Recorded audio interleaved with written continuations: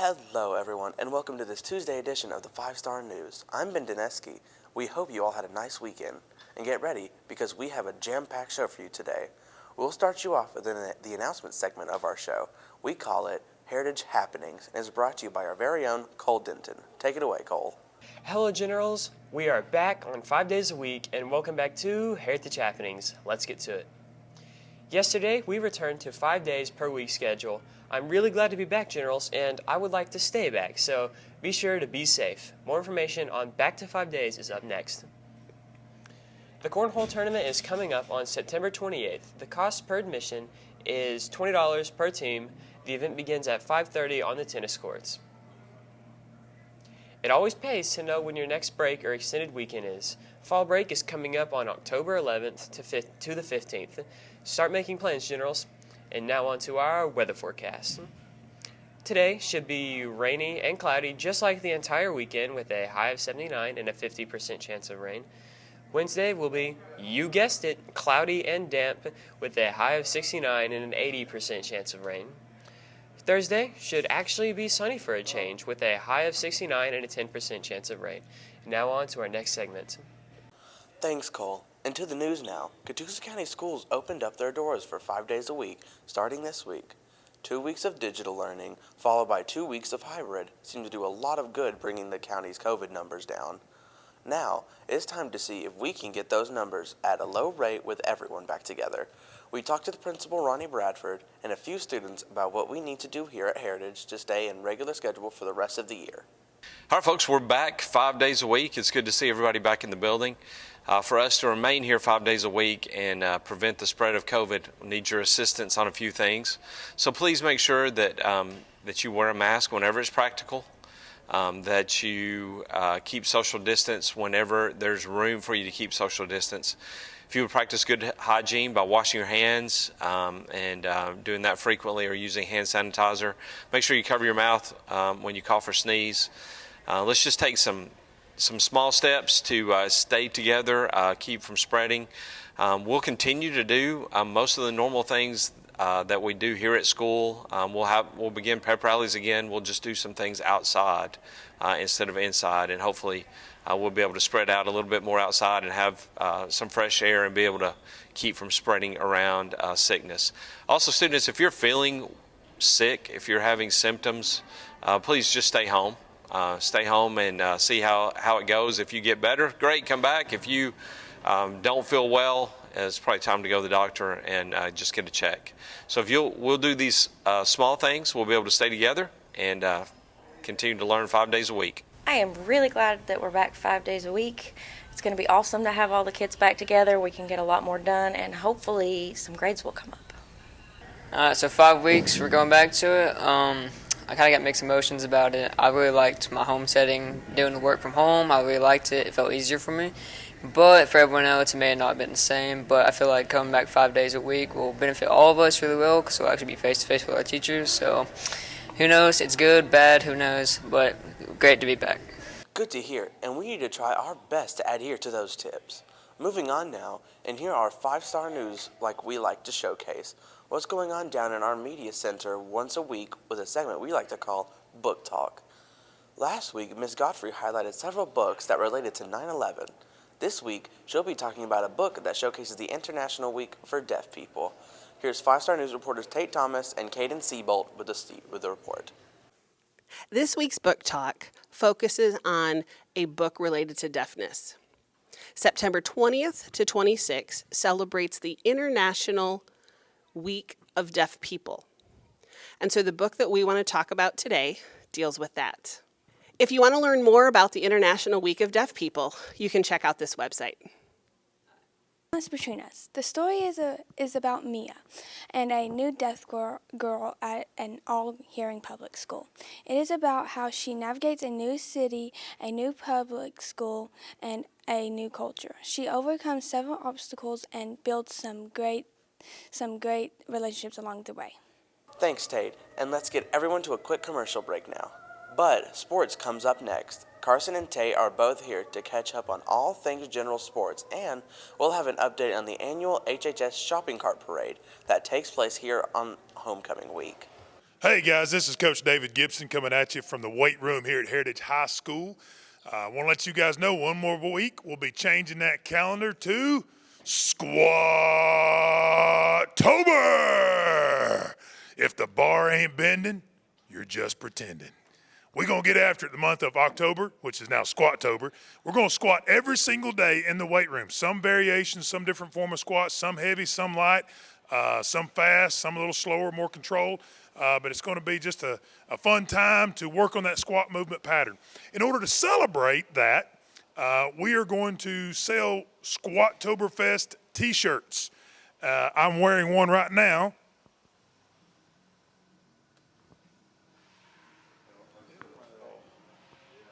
Yeah, that you guys can purchase from myself, Coach Gibson, in the weight room for $20. That $20, a portion of that is going to be donated to the Catoosa Children's Fund this year as part of us giving back to our program that has given so much to our community, that has given so much to us. We're really excited about this.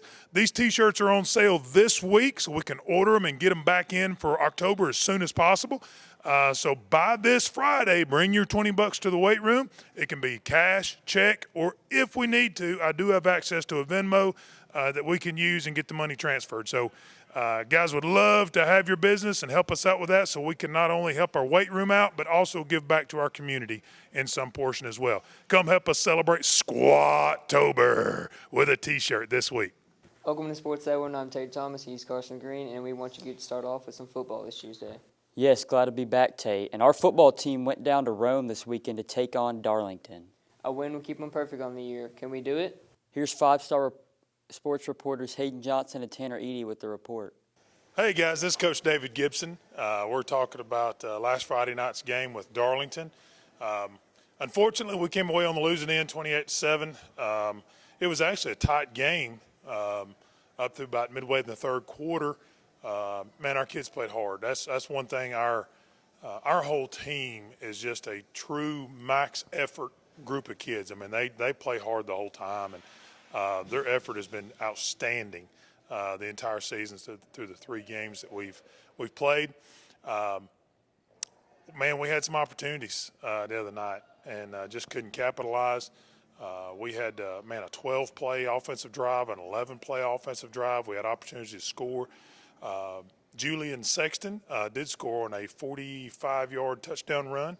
That was an outstanding run. Kudos to the offensive line. They actually got guys blocked, and good things happened. So it was a good thing. Both of our running backs, Julian and Sexton and Paxton McCrary, man, they ran their hearts out. They ran the ball really well the other night. Caden Swope running the ball as quarterback did a fantastic job. Had a couple of really nice receptions by receiving core. Some other ones, man, that were real close. And we keep remarking as coaches how close we are to being just really, really good.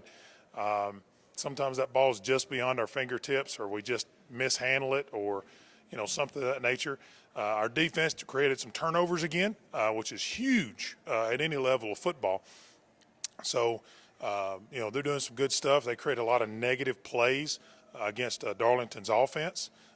So, man, we're doing such good things. And kudos to Darlington because they're a very solid, playing, well-coached football team, very disciplined. And it was going to take everything we had to defeat them in that game. All right, last week we went down to Darlington. We suffered a loss, sadly, our first one of the season. Everybody put in a lot of great effort, but we just had some missed opportunities, a few fumbles, turnovers like that. And we're really just looking forward to Ridgeland next week after this bye week, hopefully recover from that and take another win. And we just fell a little bit short. They put on a few extra points, later in the fourth quarter, but overall the game was a lot closer than the score seemed, and just could not be prouder of our kids for our effort. We need to sharpen up some execution, become a little stronger, even in the effort game and the attention to detail. And I think, man, the rest of the season is very bright. So looking forward to getting back to work with these guys. We got an open week this week, and then we open back our region play at home against Ridgeland a week from this Friday. So really looking forward to getting back to work with these guys and seeing what the season holds. Tough loss, guys, and we'll see you down at Ridgeland next week. To cross country now, and if you haven't been paying attention to the morning announcements or watching Tate's Sportscast, then you've been missing out. Drew Carson and our boy and girl runners have been performing really well, and last weekend down in Huntsville was no exception. The boys took 7th out of 48, and the girls took 8th out of 30th. Here's Ryan Heat with a recap of the meet. Well, the cross-country team traveled to Huntsville, Alabama this weekend for an elite race. There was probably about 2,000 runners all together in it. It was broken up in divisions. We were in the Crimson Division, and we did really well in there. Gavin Chandler ended up getting first place in the boys, and Davis Justice, it was in the top 10 at 9th place. And we had a number of other guys who ended up getting PRs and season best. PRs are your personal record, so some of them broke their record. And then the boys team finished 7th out of 45 teams. So, or actually it was 48 teams. They did really well.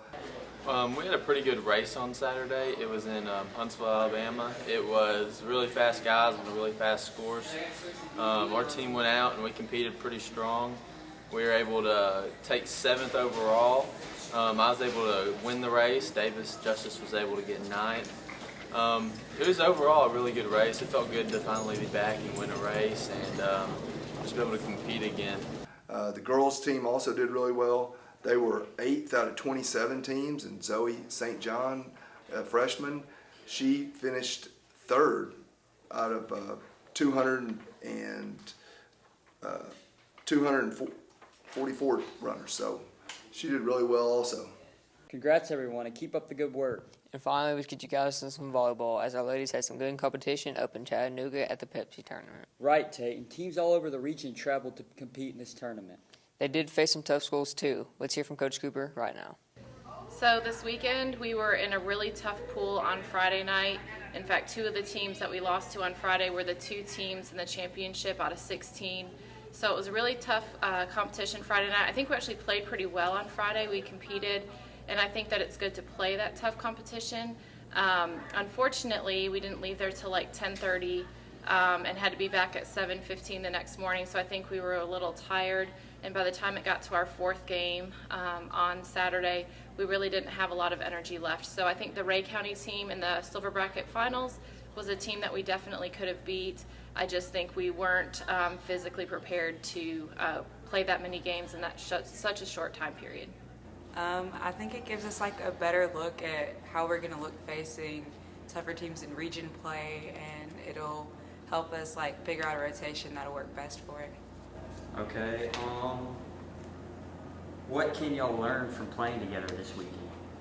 We can learn like what we need to fix, like we need to fix our communication, stuff like that, and just to prepare us for those future games and help us become a better and stronger team.